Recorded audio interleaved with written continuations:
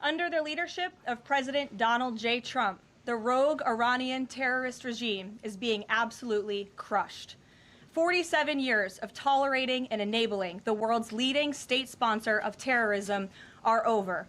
Iran's murderous terrorist leaders are paying for their crimes against America, and they are paying in blood. Since 1979, the terrorist Iranian regime has actively and intentionally facilitated the killings of Americans. They chant death to America and fund other radical terrorists who attack our country and are seeking to destroy Western civilization itself. These terrorists seized our embassy and took 66 Americans hostage in Tehran. They slaughtered 241 U.S. service members with a truck bombing in Beirut. They killed and maimed hundreds of American service members in Iraq. And this is just a small fraction of their blood-soaked record. Prior leaders have been too weak and ineffective to address this threat. Some, like Barack Hussein Obama, even sent pallets of cash that ultimately financed this terrorist crusade against the United States and our people, while signing stupid and naive deals that put Iran on the path of developing nuclear bombs. After years of endless appeasement and empty statements from politicians on both sides of the political aisle in this town, President Trump is finally the man of action. President Trump is holding these monsters accountable and permanently extinguishing their nuclear ambitions. Future generations of Americans will look to this moment as the moment where the specter of a nuclear armed Iran ended. At the beginning of Operation Epic Fury, launched last weekend, President Trump laid out clear objectives to the American people on what the U.S. military seeks to accomplish through these major combat operations. Number one, destroy the regime's deadly ballistic missiles and completely raze their missile industry to the ground. Number two, annihilate the Iranian regime's navy. And so far, we have destroyed more than 20 Iranian ships, including their top submarine last night, using a torpedo for the first time since World War II. There is not a single Iranian ship underway in the Arabian Gulf, Strait of Hormuz, or the Gulf of Oman. Number three, Operation Epic Fury will ensure the regime's terrorist proxies in the region can no longer destabilize the region or the free world and attack our armed forces. And thus far, Iran's proxies are hardly putting up a fight. Number four, this mission will guarantee that Iran can never obtain a nuclear weapon. It's safe to say that thus far, Operation Epic Fury has been a resounding success. American forces have struck more than 2,000 targets, destroying hundreds and hundreds of ballistic missiles, launchers, and drones. As the Department of War said this morning, we expect to have complete and total dominance over Iranian airspace in the coming hours, clearing the skies for our brave warriors to continue achieving these noble and long sought-after objectives. There's been a lot of misreporting and intellectual dishonesty from the American media on why President Trump decided to launch this operation. So let me remind you, Operation Midnight Hammer, which took place last June, obliterated Iran's 3 major nuclear sites. Yet the terrorist Iranian regime has remained fully committed to rebuilding its nuclear program. How do we know this? Because Iran has pursued this path of war and violence despite President Trump dispatching 2 of his top and most trusted negotiators to engage in exhaustive and good faith negotiations to try and reach a deal. And the world knows this president's preference is always peace and diplomacy first.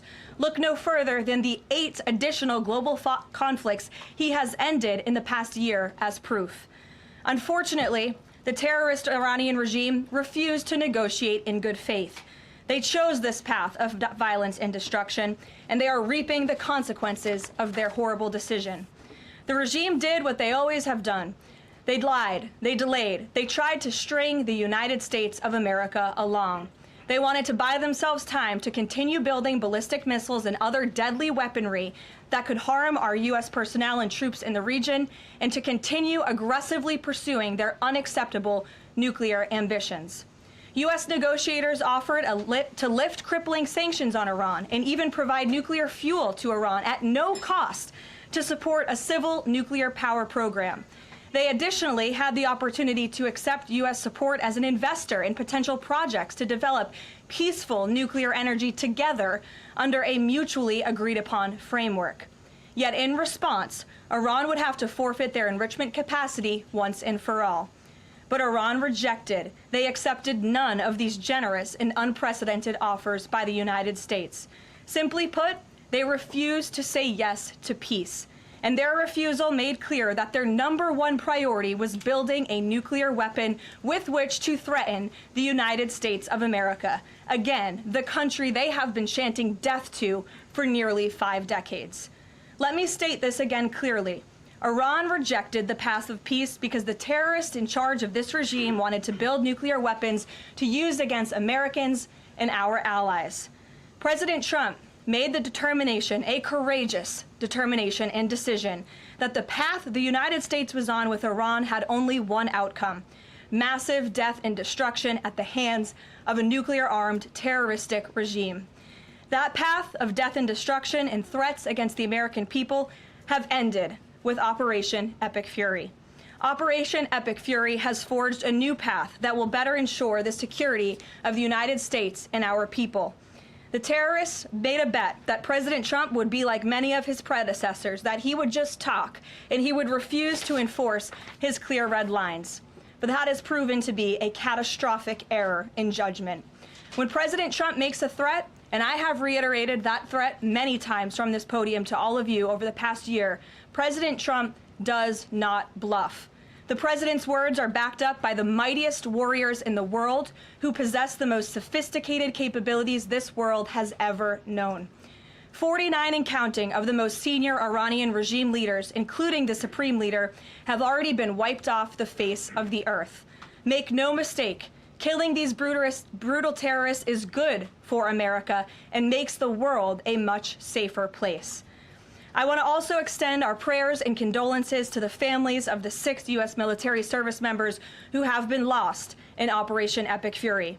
These heroes represent the very best among us. They laid down their lives in defense of our country, and we will never forget their legacy or their sacrifice.